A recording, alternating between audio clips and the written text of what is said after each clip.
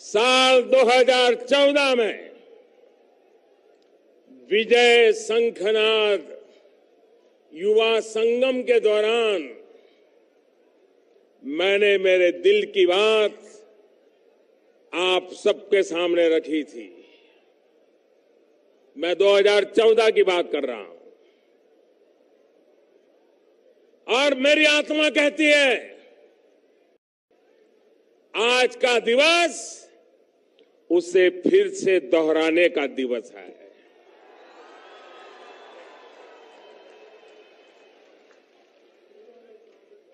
और चुरू की धरती से मैं देशवासियों को फिर से एक बार 2014 के मेरे इन शब्दों को मां भारती के वीरों को नमन करते हुए आज मैं फिर से दोहरा रहा हूं। सौगंध मुझे इस मिट्टी की,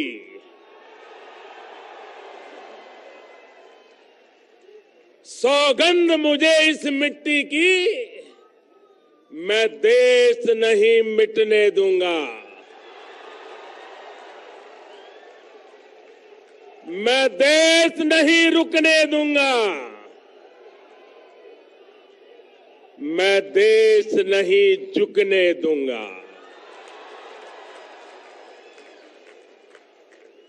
सौगंध मुझे है मिट्टी की, मैं देश नहीं मिटने दूंगा। मैं देश नहीं रुकने दूंगा। मैं देश नहीं झुकने दूंगा। मेरा वचन है, मेरा वचन है भारत मां को, मेरा वचन है भारत मां को, तेरा शीश झुकने नहीं दूंगा।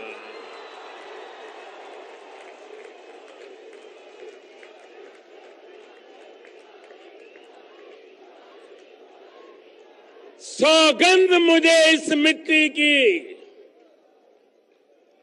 सौगंध मुझे इस मिट्टी की, मैं देश नहीं मिटने दूंगा। जाग रहा है देश मेरा, जाग रहा है देश मेरा, हर भारतवासी जीतेगा। जाग रहा है देश मेरा, हर भारतवासी जीतेगा। सौगंध मुझे इस मिट्टी की, मैं देश नहीं मिटने दूंगा।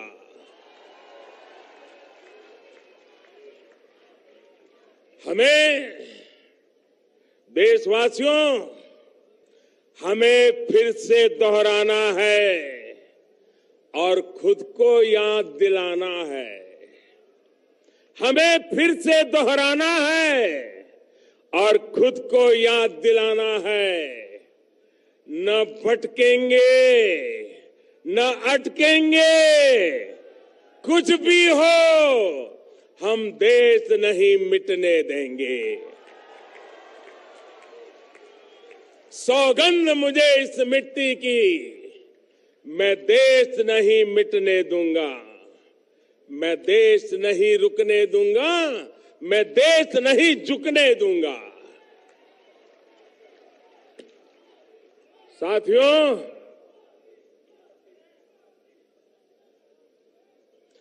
देश से बढ़कर कुछ नहीं होता। देश की सेवा करने वालों को, देश के निर्माण में लगे हर व्यक्ति को आज के इस महत्वपूर्ण दिवस पर फिर एक बार ये प्रधान सेवक नमन करता है।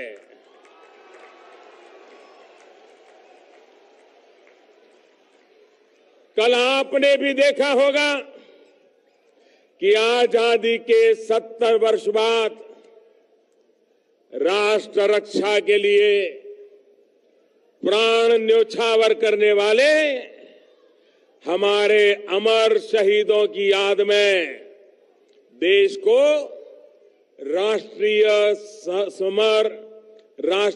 समर स्मारक समर्पित किया गया। नेशनल वॉर मेमोरियल राजस्थान के लिए और खास तौर पर चुरू, झुंझुनू और सीकर के इस पूरे इलाके के लिए तो ये इसलिए भी अधिक अहम है क्योंकि आप सभी ने अनेक सपूत देश को समर्पित किए हैं। यहां के हजारों नौजवान सीमा पर राष्ट्र रक्षा में डटे हुए हैं और इसलिए आपका सम्मान, आपकी सेवा मेरे लिए बहुत महत्वपूर्ण है। साथियों, आपके इस प्रधान सेवक ने शहीदों के परिवारों से, पूर्व सैनिकों से वन रैंक वन पेंशन को लागू करने का भी वादा किया था।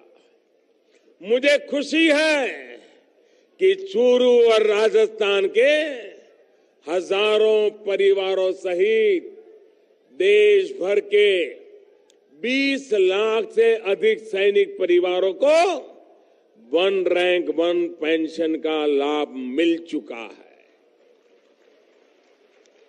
इस योजना के लागू होने के बाद हमारी सरकार 35,000 करोड़ रुपए 35,000 करोड़ रुपए ये हमारे फौजी परिवारों को वितरित कर चुकी है और इसका बहुत बड़ा लाभ राजस्थान के 1 लाख से भी अधिक फौजी परिवारों को हुआ है। भाइयों और बहनों, आपका ये प्रधान सेवक ये काम इसलिए कर पा रहा है क्योंकि हमारे लिए खुद से बड़ा दल है और दल से भी बड़ा देश है। इसी भावना के साथ हम निरंतर पूरी ईमानदारी से देश के एक एक जन की सेवा में जुटे हैं।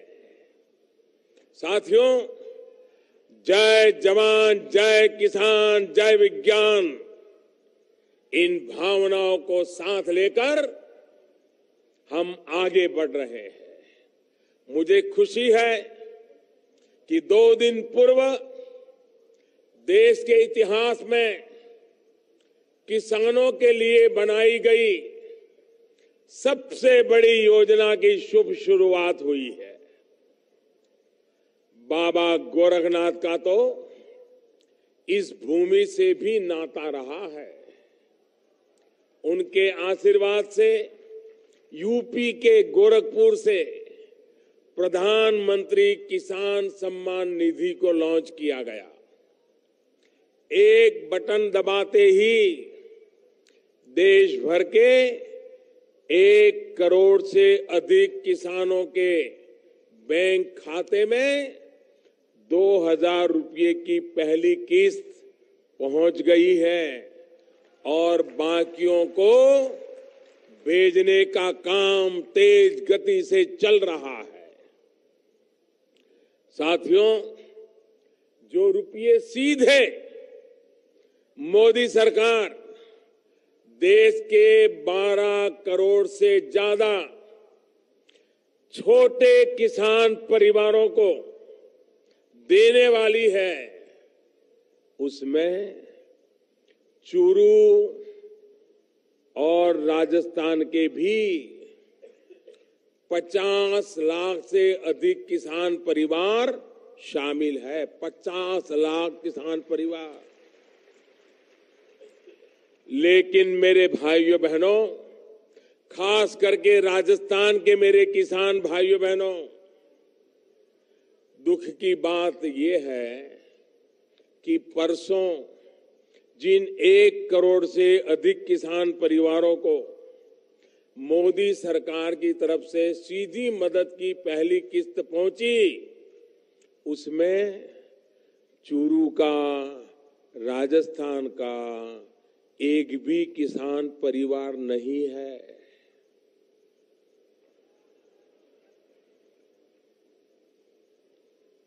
क्यों हुआ ऐसा?